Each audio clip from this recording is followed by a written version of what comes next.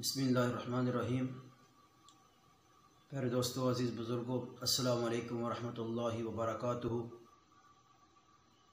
کیا احتلام سے روزہ ٹوٹ جاتا ہے؟ بھائیو، آج اس کے بارے میں گفتگو فرماؤں گا۔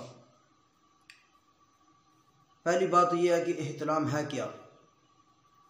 احتلام بندہ سویا ہوا ہے اور اس کی منی خارج ہوگی تو اس کو احتلام کہتے ہیں۔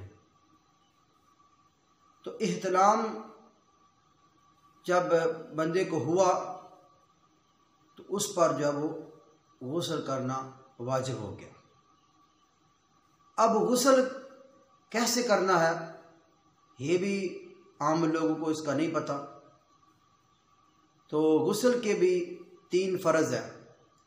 پہلا جو ہے وہ غرارہ کرنا ہے، یعنی حلق تک پانی پہنچانا ہے، اور دوسرا ناک کی نرم ہڈی تک پانی کو لے جانا ہے، اور تیسرا سر کے بالوں سے لے کر پاؤں کے ناخنوں تک پورے جسم کا کوئی حصہ باقی نہ رہے، خشک نہ رہے، سب کے سب حصے کو تر کرنا یہ ضروری ہے۔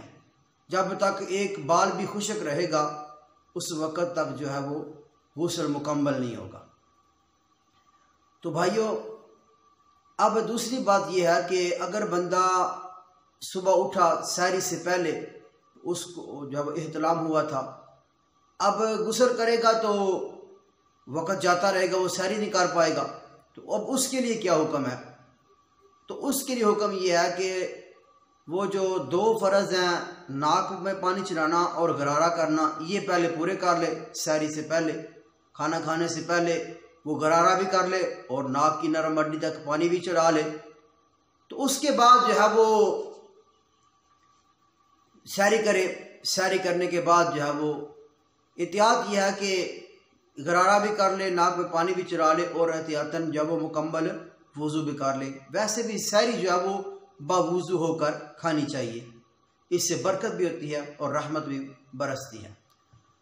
تو اب اس نے غسل کے جو 3 فرض تھے ان میں سے 2 فرضوں کو اس نے پورا کر لیا ہے۔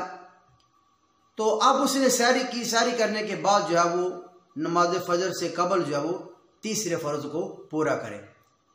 تیسرا فرض کیا ہے کہ سر کے بالوں سے لے کر پاؤں کے ناخنوں تک ایک بال کے برابر بھی کوئی حصہ خشک نہ رہے، سب پر پانی بہائے۔ تو اب اس نے تیسرا فرض پورا کرنا ہے۔ تو جب تیسرا فرض پورا کرنا ہے تو اس وقت وہ غرارہ بھی نہیں کرے گا اور ناک میں بھی پانی نہیں چڑھائے گا۔ اس سے روزہ ٹوٹنے کا خدشہ ہے، روزہ ٹوٹ سکتا ہے۔ تو اس سے منع کیا گیا ہے کہ روزے کی حالت میں نہ ہی غرارہ کرنا ہے اور ناک میں نرم ہڈی تک پانی بھی نہیں چڑھانا۔ اور دوسری بات یہ ہے کہ جب بندے کو احتلام جب ہوا، وہ روزے کی حالت میں تھا، تو روزے کی جب دوپہر کو ہوا یا جب وہ افطاری سے قبل کسی وقت بھی ہو گیا، تو اب اس کے لیے کیا حکم ہے کہ وہ اپنے غسل کے فرض کیسے پورے کرے گا؟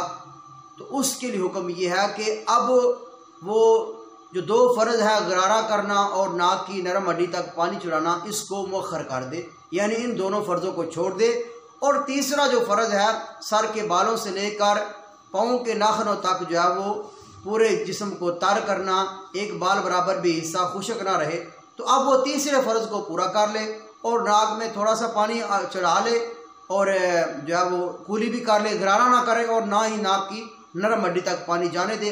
ان 2 فرضوں کو وہ مؤخر کرے اور تیسرے فرض کو وہ پورا کر لے۔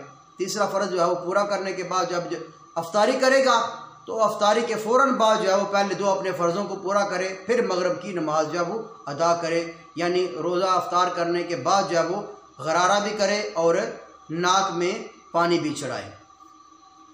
تو بھائیو، احتلام سے کیا روزہ ٹوٹ جاتا ہے؟ میں اس کی طرف آتا ہوں۔ تو بھائیو، روزے کی حالت میں اگر بندے کو احتلام ہو گیا تو اس سے روزہ نہیں ٹوٹے گا، اس سے روزہ باقی رہے گا، احتلام سے روزہ نہیں ٹوٹتا۔ تو اللہ تبارک و تعالی ہمیں صحیح معنوں کے اندر علم دین سیکھنے کی، سمجھنے کی توفیق نصیب فرمائے۔